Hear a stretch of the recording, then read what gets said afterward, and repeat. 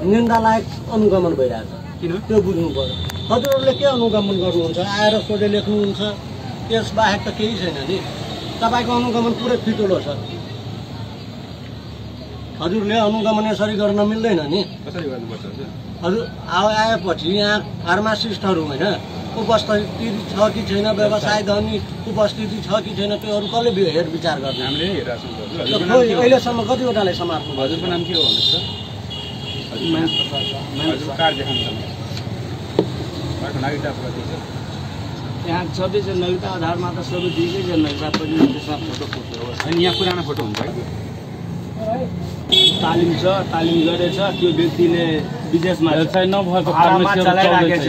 त्यस्तोहरुलाई तपाईँले छानबिन गर्नु पर्छ। हामीले हेरिरहेको छौँ। हिजो हामीले 4 वटा पसल सिल गरेर सिल गर्नुहुन्छ, भोलि तपाईँ जाने बित्तिकै खुल्छ। अनि त्यसलाई त आवश्यक कारबाही गर्छौँ नि त हामी। के कारबाही? अहिलेसम्म कुनै कारबाही भएको छैन डिडिएबाट। अलिक सानो छोरी बोल्नुहोस् न। होइन सर, म पनि एउटा फार्मासिस्ट नै हो।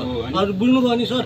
हामीलाई दुःख किन लाग्छ भने सर, जब हामी यति दुःख गरेर पढेर आएको छौँ, हामी व्यवसाय गरिरहेको छौँ भने सर हाम्रो लाइसेन्सको कुनै भ्यालु नै छैन भने सर हामी किन रिन्यू गराउने र डिडीमा किन दर्ता गर्ने? यतिकै चलाउने हामी पनि त्यतिकै चलाउने हो नि। हाम्रो गुनासो त यहाँ छ के। यसको खोज तलासमा चाहिँ अब हिसाब उहाँहरू खोज तलासमा गर्नुभयो भने कतिलाई कारबाही भयो भएन त्यो कुरा बुझ्नु पर्यो नि। हामीले कारबाही गरेको रिपोर्टहरू निकालिदिएको हुन्छ प्रत्येक महिना। रिपोर्ट निकालिसकेपछि पनि खुलिरहेछ। देखाउँ तपाईँलाई।